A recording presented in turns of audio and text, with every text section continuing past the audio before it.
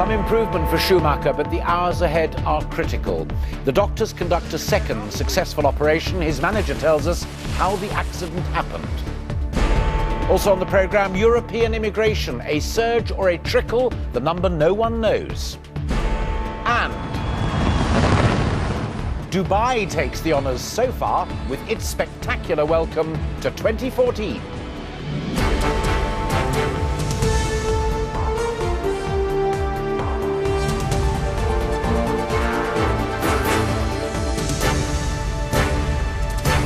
This is ITV News with Alastair Stewart.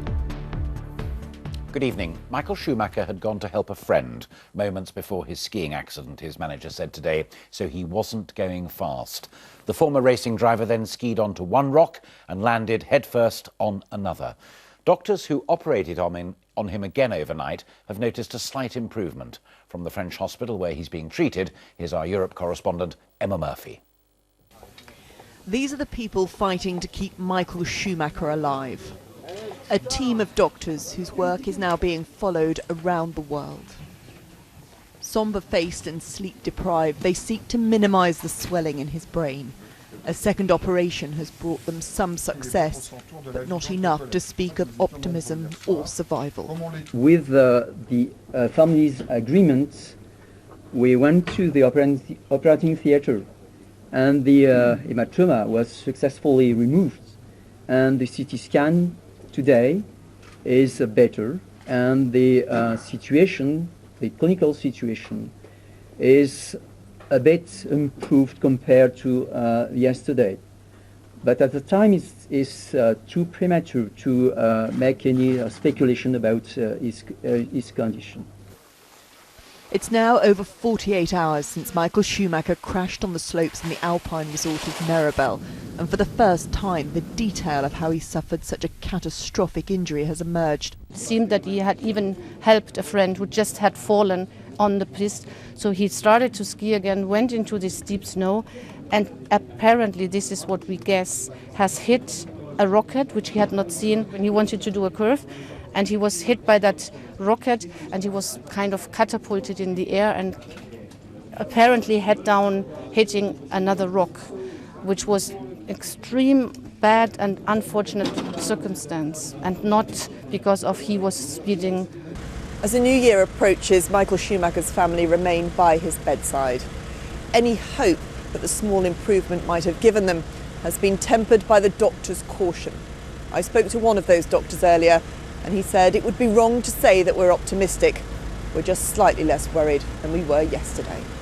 Emma Murphy, ITV News, Grenoble.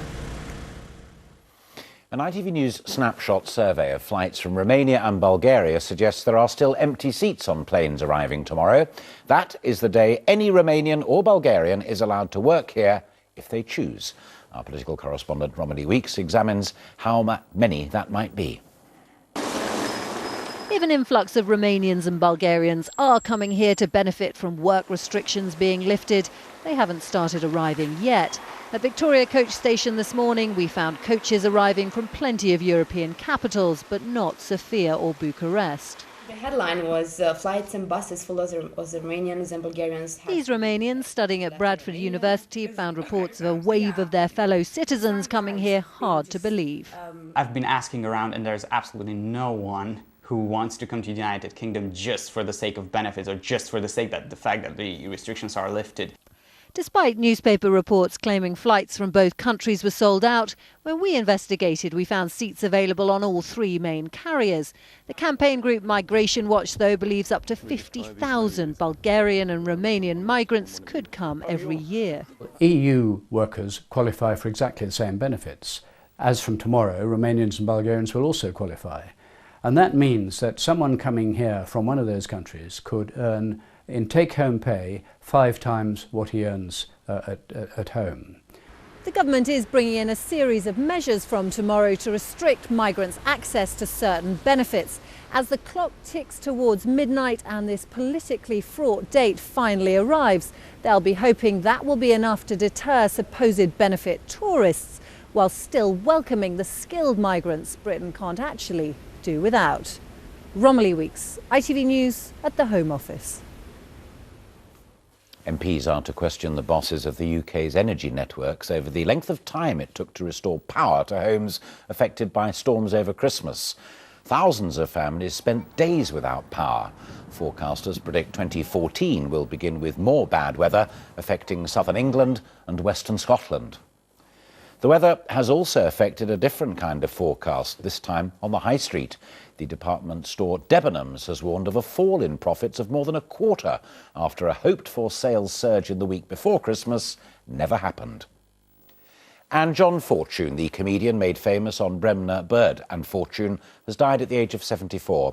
He was best known for sketches satirising bumbling politicians and businessmen.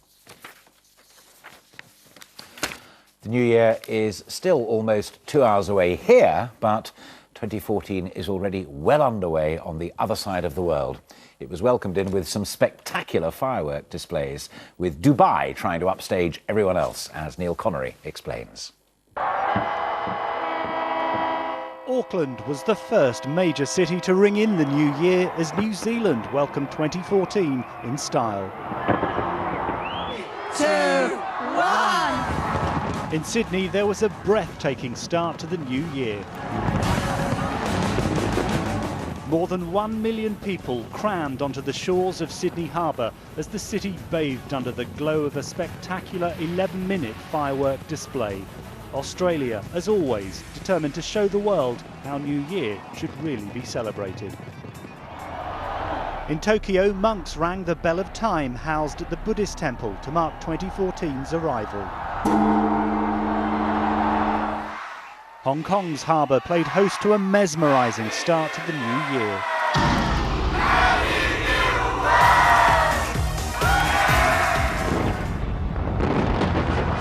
Dubai hoped to set a new world record with what was billed as the largest fireworks display ever. More than 450,000 were set off across 400 different locations spanning 59 miles.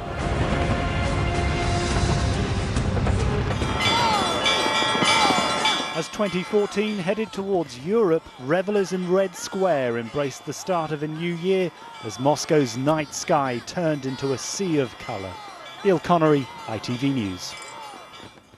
So stiff competition, but the main New Year celebrations are in Edinburgh and London.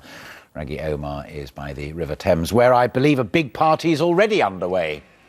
It is, Alastair, and the music's playing. There's about 250,000 people expected here between Westminster and Blackfriars Bridge, and about another 750,000 people in the centre of London. The music's blaring thanks to the DJ just about 20 yards from me, but more exclusively here in London this year is that you're not going to be able to see the fireworks and hear them. You're going to be able to taste them because there's going to be loads of banana flavoured confetti, there's going to be strawberry air bubbles, and a very big party, as you say, and I can barely hear myself speak. So back to the studio, but it's going to be loud and spectacular here in London.